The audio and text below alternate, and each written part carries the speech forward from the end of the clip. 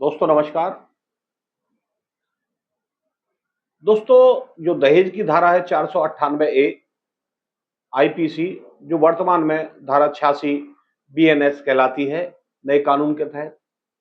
ये बनाई तो गई थी महिलाओं पर अत्याचार और उनके अधिकारों के संरक्षण के संबंध में। पहले महिलाओं पर काफी जिस महिला के साथ कोई अत्याचार हो रहा है, उसको शारीरिक मानसिक रूप से प्रताड़ित किया जा रहा है, उससे दहेज मांगा जा रहा है, उसके साथ मारपीट की जा रही है, तो ऐसी महिलाओं के लिए ये एक रक्षात्मक धारा थी और उनकी रक्षा करती थी उनके ससुराली जनों से और उसके पति से। दोस्तों आज ये देखा गया है कि इस धारा का यानी 498 ए आईपीसी, जो वर्तमान में बीएनएस की धारा 86 है,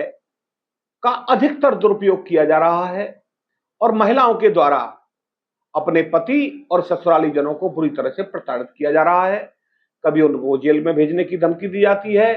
कभी मारपीट और दहेज के मुकदमे में फंसाने की धमकी दी जाती है, कभी घरेलू हिंसा में उनको जेल भिजवाने की धमकी दी जाती है। दोस्तों ऐसी स्थिति में ये धारा बहुत बदनाम हो चुकी है और इसका लगातार दुरुपयोग किया जा रहा है। लेकिन ऐसा इस धारा में या कानून इस धारा में पतियों के लिए कोई संरक्षण नहीं है, कोई रिलीफ प्रदान नहीं की गई है कि भाई अगर कोई महिला झूठा मुकदमा लगा दे तो उसके खिलाफ भी ये पनिशमेंट उसको मिलेगा। लेकिन दोस्तों हमारा कानून इतना बड़ा है और उसमें ऐसे ऐसे उपाय हैं कि जो धारा 498 या धारा 86 बीएनएस से आपको रक्षा कर सकता है, आपको प्रोटेक्शन दे सकता है, आपको रिलीफ मिल सकती है। दोस्तों आज के वीडियो में हम यही जानकारी देने जा रहे हैं कि अगर कोई महिला अपने पति या ससुराली जनों के खिलाफ धारा 86 बीएनएस के तहत कोई कार्रवाई करती है या घरेलू हिंसा की कोई कार्रवाई करती है या उन्हें दहेज मारपीट जैसे झूठे मुकदमे में फंसाने की धमकी देती है या फंसा देती है, तो आप अपनी रक्षा कैसे करेंगे। दोस्तों ये वीडियो दोस्तों बहुत अहम है, इसको शुरू से अंत तक देखें दोस्तों, आपको कानून की काफी जानकारी इससे मिलेगी और उससे आपको या आपके साथियों को कोई फायदा भी हो सकता है। तो दोस्तों वीडियो को शुरू से अंत तक देखें। अगर मेरा वीडियो पसंद आया है तो इसको लाइक करें, ज्यादा से ज्यादा शेयर करें और मेरे चैनल को सब्सक्राइब करें। दोस्तों अब दोस्तों वो कौन सी चीज है जो धारा 498 आईपीसी या धारा 86 बीएनएस का मुकदमा अगर आपके ऊपर लग जाता है या आपके परिवारजनों के ऊपर लग जाता है, किसी महिला द्वारा लगा दिया जाता है, तो आप उससे कैसे बचाव करेंगे। दोस्तों तो आज हम इसी सब्जेक्ट पर आपसे बातें करने जा रहे हैं। दोस्तों हमको करना क्या है दोस्तों कि अगर हमारे खिलाफ कोई झूठा मुकदमा दहेज का लगने वाला हो या लगा दिया गया हो या उसकी तैयारी चल रही हो या उसकी धमकी दी जा रही हो और ससुराली जनों को व पति को पत्नी के द्वारा ब्लैकमेल किया जा रहा हो, तो ऐसे में सबसे पहले आपका कर्तव्य बनता है, आपकी ड्यूटी बनती है, आपका जो पहला जो काम बनता है, आप पत्नी के खिलाफ अपने साक्ष्य और दस्तावेज एकत्रित कर ले। दोस्तों अब दस्तावेजों में क्या हो सकता है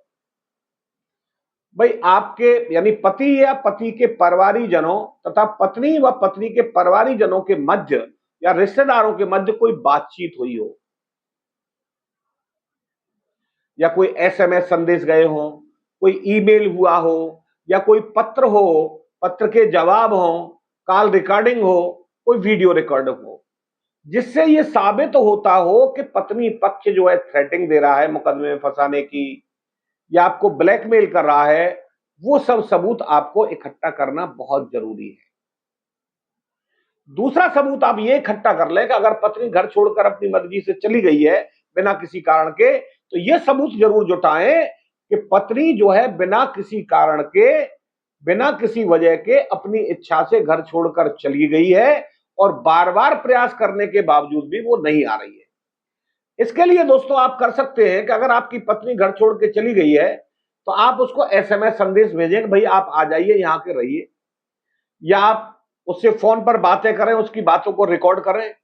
या वीडियो कॉल करें उसको रिकॉर्ड करें, या कोई लेटर आप पत्नी के नाम अपनी ससुराल में भेज सकते हैं कि भाई आप बिना किसी कारण के यहां से चली गई हैं, लिहाजा आप आके रहें। तो या तो वो पत्नी जवाब देगी, उनको भी सुरक्षित रखें, या आपको फोन से या कैसे भी ये जवाब देगी कि उसको नहीं रहना तुम्हारे साथ।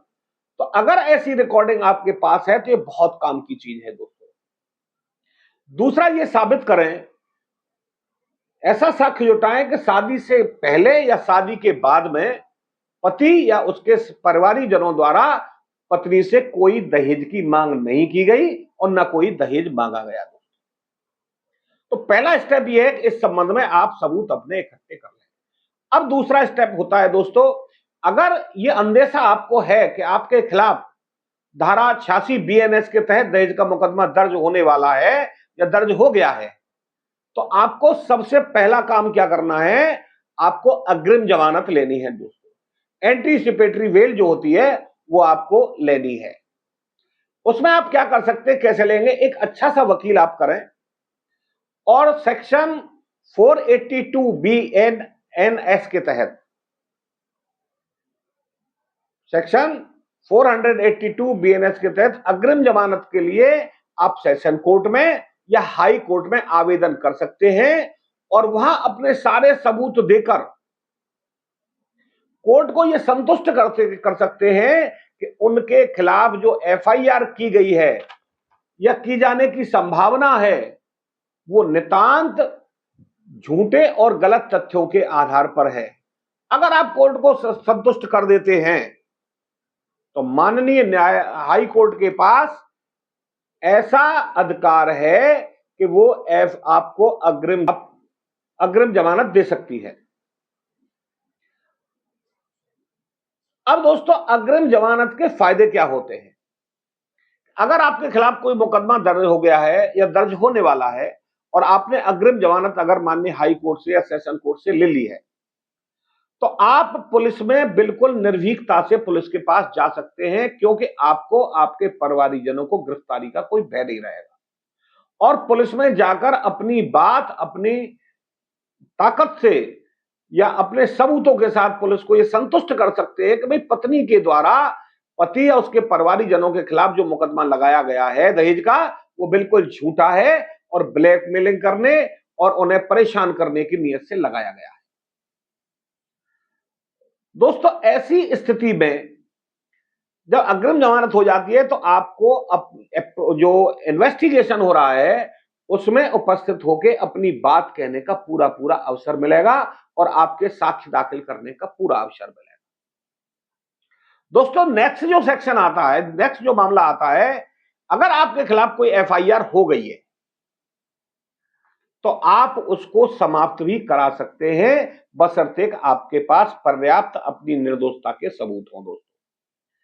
अब इसमें क्या करेंगे, धारा 528 बीएनएसएस भारतीय न्याय सुरक्षा संहिता धारा 528 के तहत क्या कर सकते हैं, अगर आपके खिलाफ झूठी एफआईआर दहेज के संबंध में हो गई है, आपके परिवारीजनों के खिलाफ में हो गई है, तो धारा 528 बीएनएस के तहत आप उस एफआईआर को क्वैश यानी रद्द कराने के लिए माननीय उच्च न्यायालय में आवेदन कर सकते हैं। दोस्तों,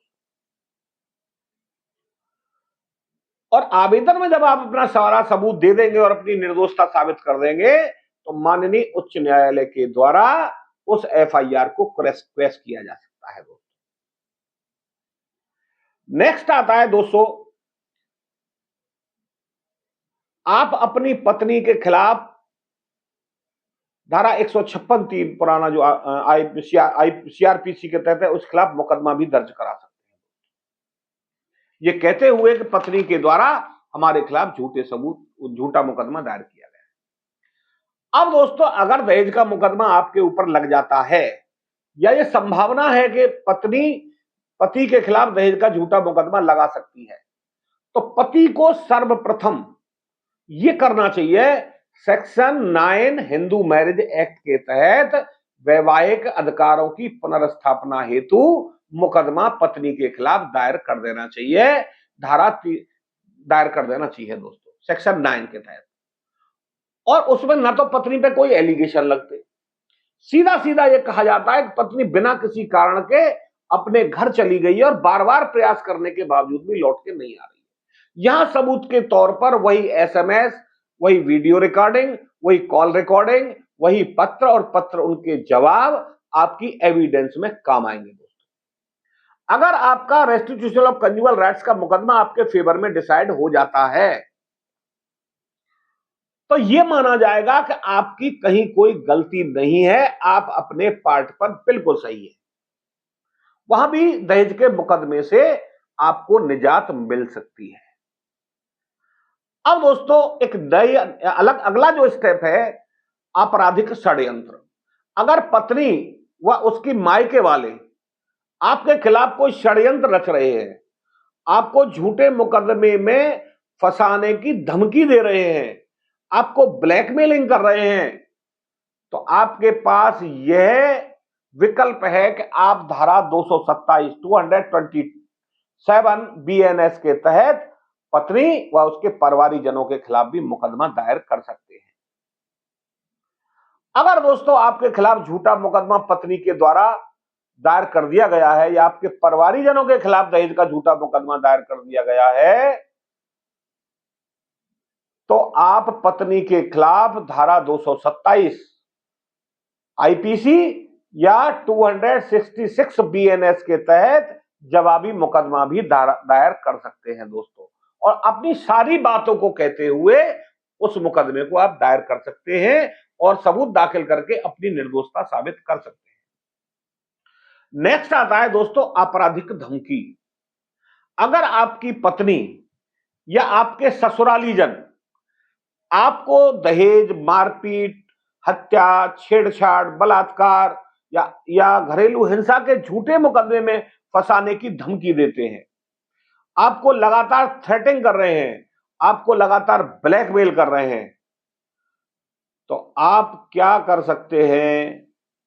धारा 351 बीएनएस के तहत